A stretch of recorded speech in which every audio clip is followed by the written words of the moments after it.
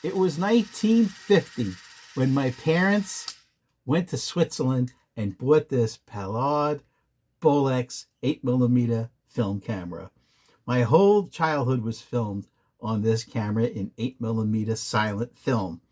Today, I take the lenses that it came with and I photograph with them on modern mirrorless cameras.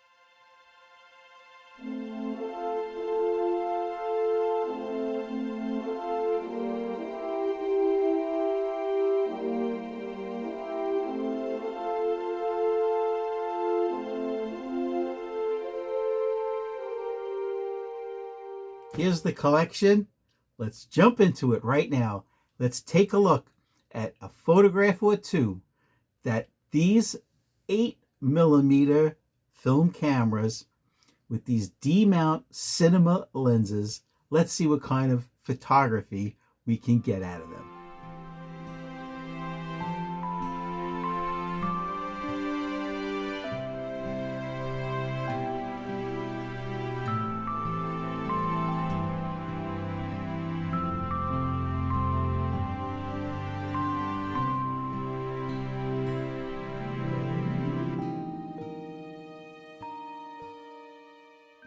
We mounted it on a Nikon 1 V2, and this is what it looks like mounted. We'll get into all the specifications on how you can do it, the pros, the cons, what to look out for, the failures, and the successes. There's many things to consider. First of all, how much are these lenses if you wanted to buy them on eBay? Well, I'm going to give you some inside information that nobody else will tell you on YouTube. Okay, now, if you look up D lens, right? D mount, that's the mount, like you have F mount and you have E mount, right? Modern mounts. This is a cinema D mount. It's really tiny. Okay, if you just look up those lenses and you buy them separately, you could pay $30 for just the lens. But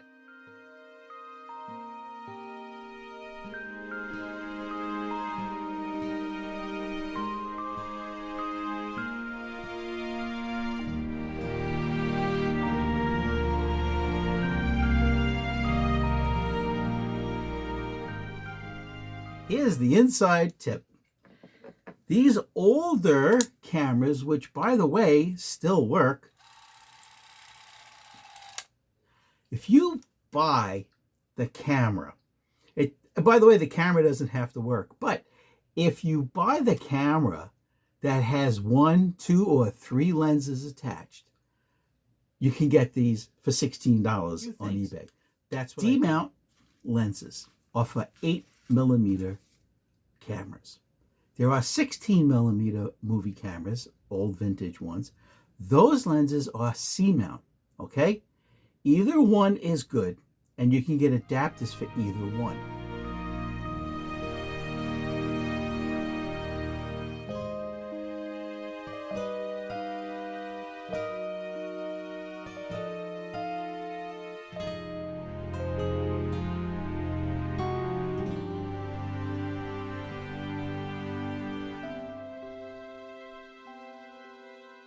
How to pick out a lens. I'm going to show you images taken with all these lenses, right? You'll see 5 here, plus this one on my camera is 6. We're going to show you the pros and cons, what brands to look out for. Some of them, when you attach this to your camera, you can only use it for macro, and the subject has to basically touch the front element. Okay, now what we're going to do is we're going to run through the next 5, this set of 5 lenses. I'm going to show you the image that it takes on the Nikon 1 system and my thoughts. Okay, first one is this one. This is the Kern Pallade Switzerland. I'm going to read what's written on the lens. Kern Pallade Switzerland YVAR f2.8 12.5mm AI. All right. This one gave results of slight vignetting on the corners, and it only took close-up macros where the image had to touch the front element. Let's look at that right now.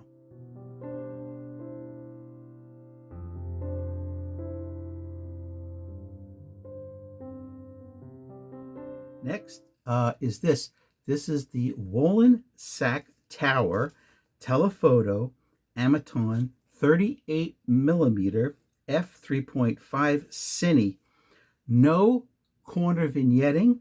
This one filled the frame. This one's very nice. I would say that this one is on par with the one that I used for the main photographs.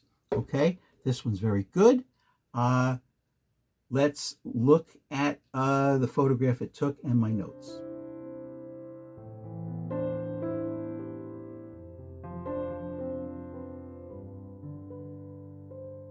All right, the next one is this little beauty. This is the Wollensack 13 millimeter f2.5 Cine Raptor.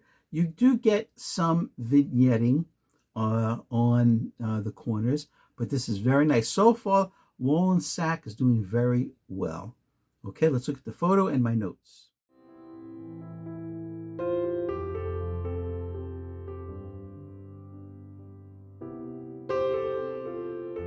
All right, next is this little beauty here. This is the Bausch & Lomb Optical Company, USA, 12.7 millimeters f2.8 Animar. This is pretty nice. Let's look at a photograph it takes and my notes on the Nikon 1 system.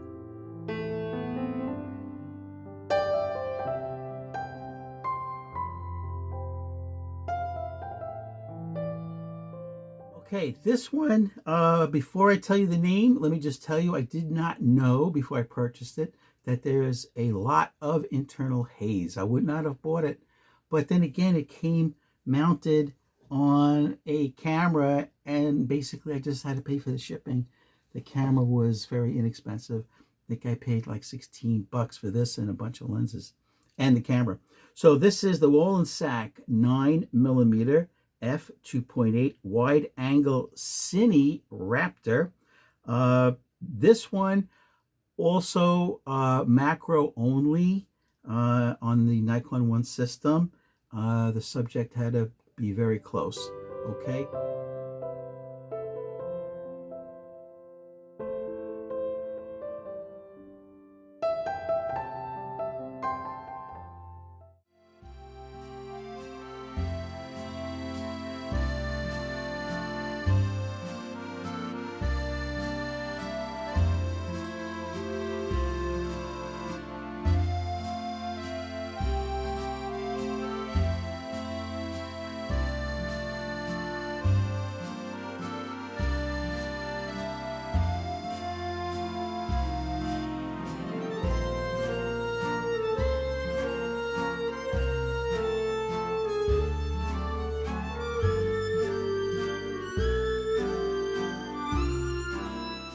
This is the first adapter right here. This is a D to C adapter. The lenses are D. This adapter is C. So you take your D lens and you screw it into the D2 TO C adapter, and now it looks like this.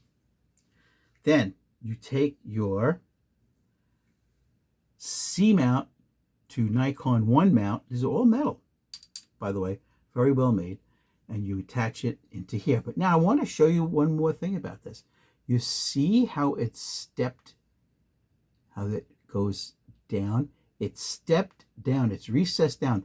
In other words, like a step, right? You have this side and then it goes down, down, down to bring this rear element closer to your sensor, okay? Because that's what works better, is when they when the rear element is closer. So you just screw that on. Now you see it's mounted, right? Now we have the C to Nikon 1 adapter, right? So that's on, and now you just tighten up the D to C adapter, Not too tight, just finger tight, very loose like this, and you're done. And now this is how you're ready to take photographs. And by the way, how do you focus it? Now remember, you have to shoot it on full manual, including manual focus. You focus by moving in, moving your body, moving the camera in and out, all right? Not by this, because this won't give you much focus at all. You move your body in and out, set the lens on f8, okay? Look for, when you are looking to buy lenses, zoom in on the picture on eBay and make sure it has an aperture ring. All of these lenses that I bought have an aperture ring. You know why? Because you want to use these lenses at f8. All the photographs you're going to be looking at today, I shot them at f8. All right, so there you go. This is my review on using D-mount Cine lenses from 8mm movie cameras from the 1950s. And you can see you have a lot of fun with it. Just when you thought photography was getting boring, you never know what you can adapt to fit your camera. All right, guys, thanks a lot. Hey, there's a link below to become a member of this channel. It's 99 cents. Thumbs up, comment below telling me in the comments what country you're from. It's great to know where my viewers are from. All right, guys, don't forget to subscribe.